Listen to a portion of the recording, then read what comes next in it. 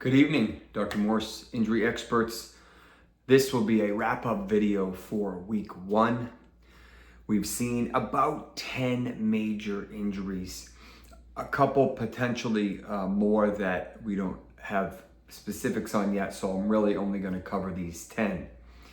Of course, on Friday night, there was the significant knee injury to Jordan Love, who suffered an MCL sprain, possible meniscal injury that's going to keep him out anywhere from about 3 to 6 weeks.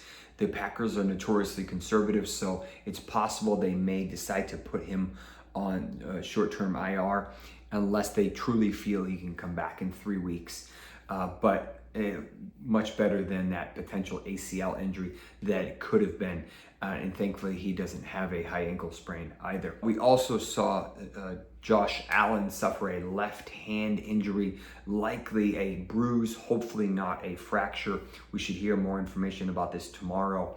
Realistically, I think there's a very good chance he suits up in 4 days down here in Miami, where he is expected to play against the Dolphins on Thursday Night Football. Hopefully, this is not a significant injury. Even though it's his non-throwing hand, it would have an impact on his ability to play. Hopefully, it's not a big deal. Moving on to running back, Kenneth Walker struggled in the first half, but then had a fantastic second half, reportedly leaving the game with an abdominal injury.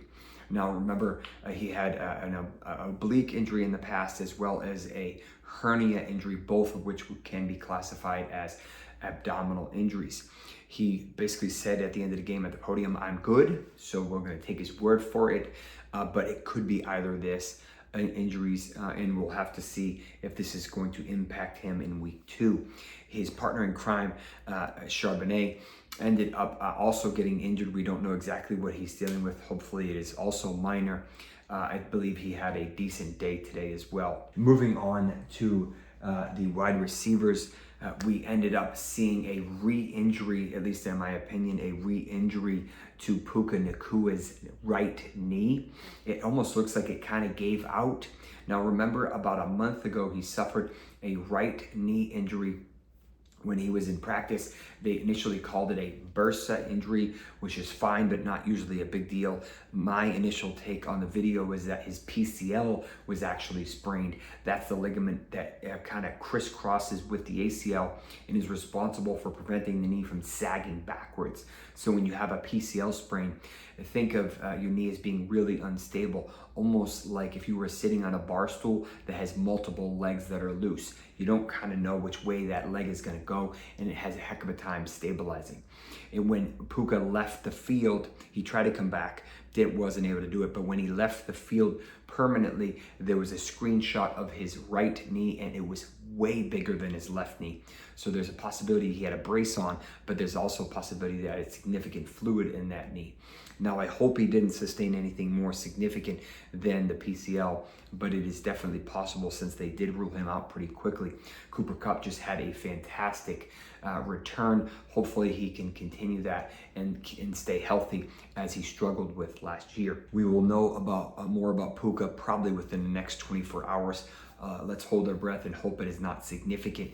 It could be anywhere from a 1-week injury up to a 6-week injury if it is a PCL re-injury and a bursa re-injury. Jordan Addison came into the game recovering from I believe it was a left high ankle sprain. It sounds like he suffered a minor ankle sprain on the other side today, at least per the Vikings. And he did not leave the game in a boot or crutches or anything, so I think he might have gotten lucky with this injury, although I'm not ready to completely say he's good. Hopefully he ended up getting lucky. Naylor ended up having a good game. Justin Jefferson had a pretty good game as well. As far as the final wide receiver, at least that we know, that did get injured, was Keenan Allen. He had a monster target share. They didn't throw the whole ball a whole ton, but he only caught, I think, 29 yards or something silly like that.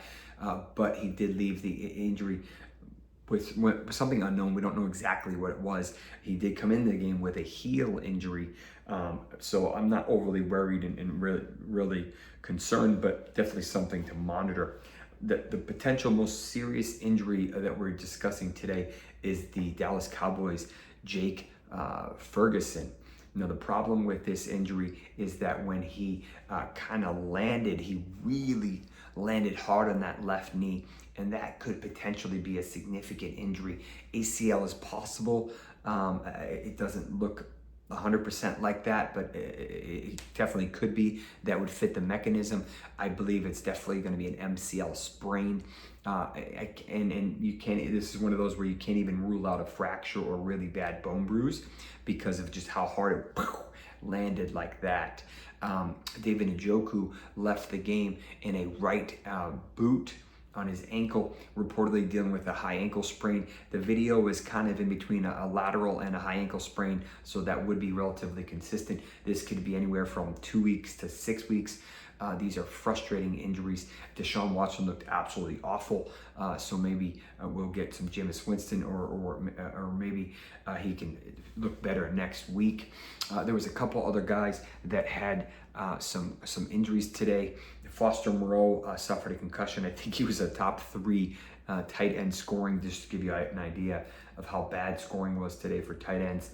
And there was some rumblings that both Raheem Mostert as well as Devon Achane were banged up a little bit in this game. Obviously, we'll see the injury report tomorrow, Monday, which is not usually common. It's usually on Tuesday, but because they play on Thursday, we'll have to see if they are banged up. Achane was running a ton in the slot. I think he caught 7 for 75, but didn't really run much at all. The Dolphins collectively only ran for something like 81 yards, a little unorthodox of them. But hopefully neither of these guys are banged up. Jalen Wright was inactivated, and the Jeff Wilson Jr. was actually the top running back for the Dolphins today. So we'll have to see how that plays out before we put waivers in on Tuesdays. Hopefully you like this video. It's just after midnight here on the East Coast. I do this stuff for you. So if you like it, do me a favor, smash a thumbs up, subscribe, and we'll see you later this week with new updates.